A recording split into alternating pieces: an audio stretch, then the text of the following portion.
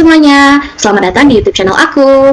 Perkenalkan, nama aku Rahel Deska Aulia. Aku dari program studi pendidikan ekonomi angkatan 2022 kelas Palembang. Nah, pada video kali ini kita akan belajar membuat dan mengatur format dokumen profesional di Microsoft Word.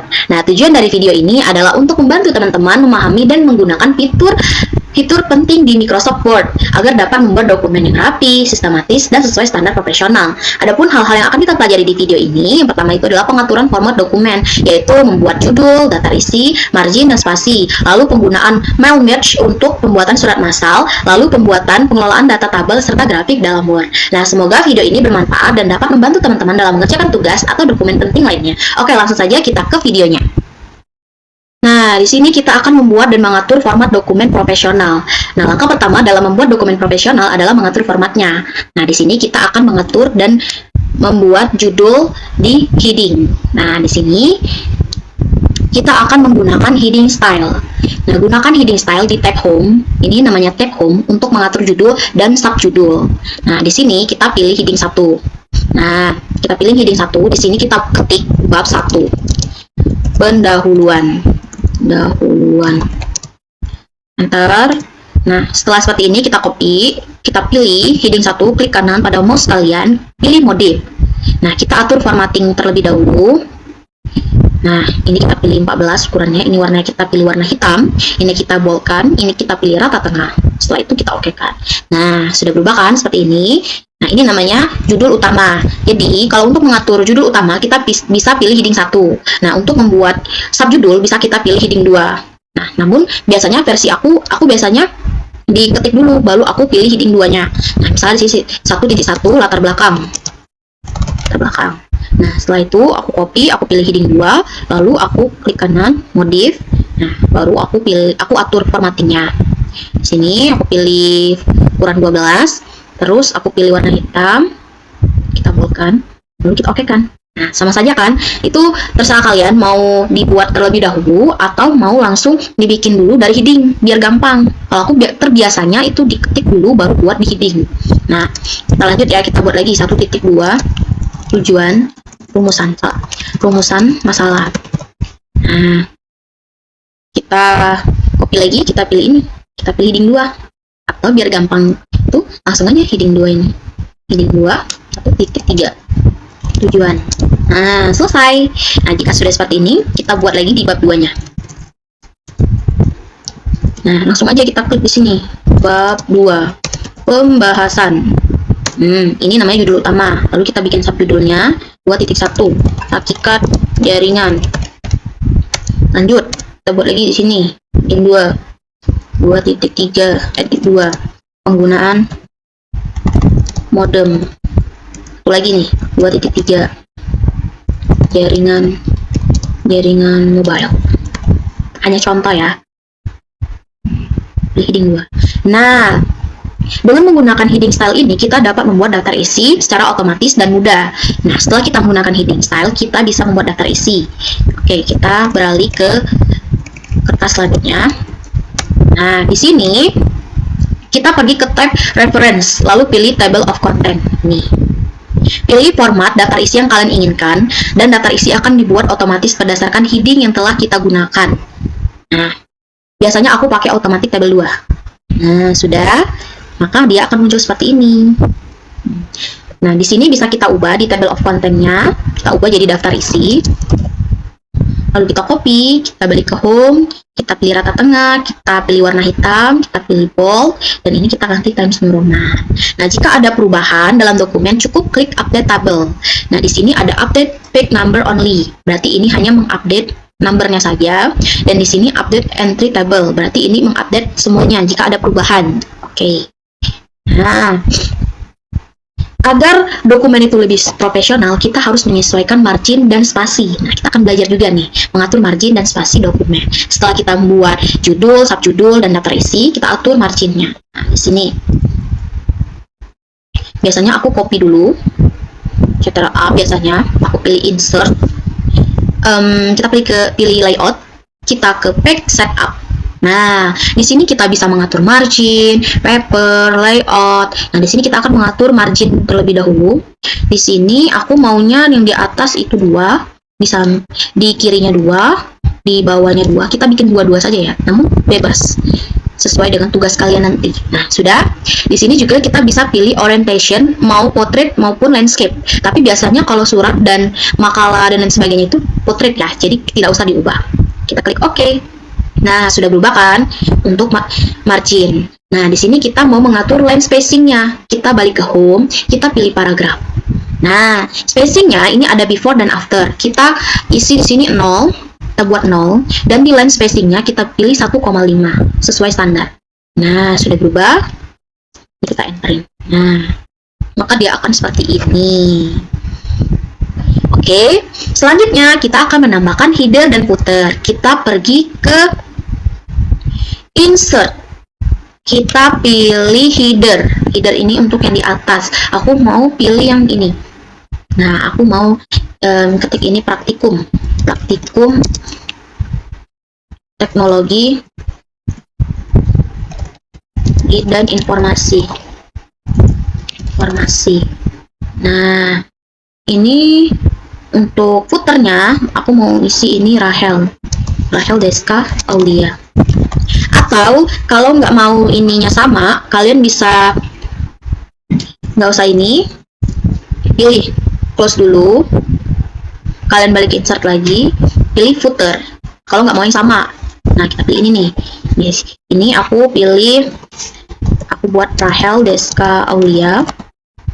Di sini kelas Palembang, angkatan kita bikin 2022.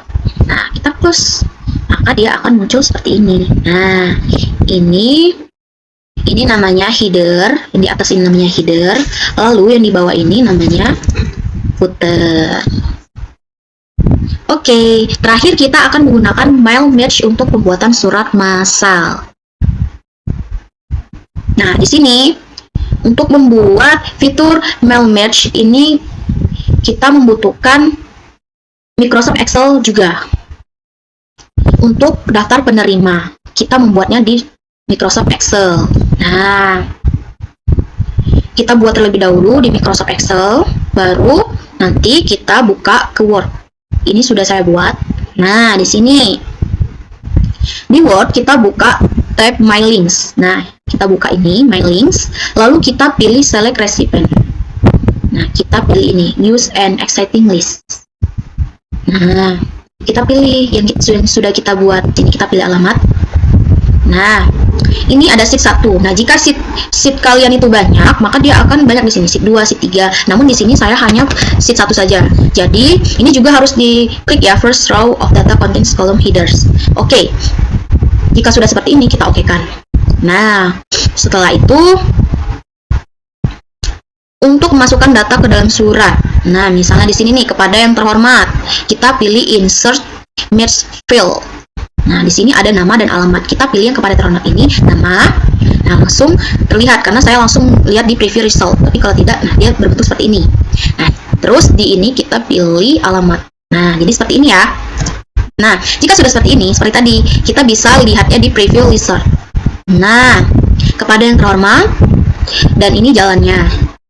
Oke, kalau mau lihat yang lain, kita bisa pilih find recipient. Ini yang kedua, ini yang ketiga, ini yang keempat, ini yang kelima. Nah, jadi seperti itu ya. Nah, untuk mencetak atau menyimpan surat ini, bisa kita klik finish merge. Ini mau kita send ke email, atau mau langsung kita print. Nah, jadi kalau misalnya mau kita print, kita pilih ini print record. Ini kalau mau print semua. Ini kalau mau print misalnya dari yang 1 ke 3. Seperti itu ya. Kalau current record nih sama. Nah, jadi terserah kalian kalau mau di send langsung ke email atau mau di print. Nah, kalau ingin edit, silakan kalian klik edit individual dokumen ini. Misalnya mau diedit semua nih. Apa nih yang mau diedit? Nah, bisa kita edit di sini. Namun jika tidak, ya sudah jadi ini. Oke, selanjutnya kita akan membuat dan mengatur tabel. Nah, di sini kita klik di atas selanjutnya. Nah, tabel ini membantu dan menyusun informasi agar lebih rapi dan mudah dibaca. Yang pertama kita masuk ke insert. Kita pilih menu table. Nah, di sini kita tentukan dulu jumlah kolom yang kita inginkan. Ini bisa langsung kalian pilih. Nah, atau mau kalian buat dulu di sini, kita klik insert table, kita pilih di sini number of column-nya berapa, misalnya 3. Di sini number of rows-nya 3 juga nih. Kita bikin 3. Jika sudah, kita klik OK. Nah, maka dia akan muncul seperti ini. Nah, untuk mengatur barisnya ini, kita bisa geser garis pembatasnya ini. Nah, bisa kita geser ke sini, bisa ke sini. Misal nih, ini dibuat seperti ini kita geser lagi dikit ke sini. Nah, di sini kita bisa isi nomor, nama, alamat. Nah, di sini kita isi 1, ini 2, ini namanya. Ini kita isi dulu. Alamatnya, jalan. Nah, jika sudah, nah di sini bisa kita kasih warna, kita kasih shading dulu. Mau warna apa nih? Warna biru, bebas sesuai dengan yang kalian inginkan. Misal kita kasih warna kuning ini nih. Nah, jika sudah, kita ingin membuat grafik dari data. Nah, kita bikin grafik. Kita masuk ke tab insert lagi, lalu kita pilih chart. Nah, di sini pilih jenis grafik yang diinginkan. Misalnya kita pilih ini nih, grafik ini ya. Kita klik, kita oke kan. Nah, maka dia akan muncul seperti ini.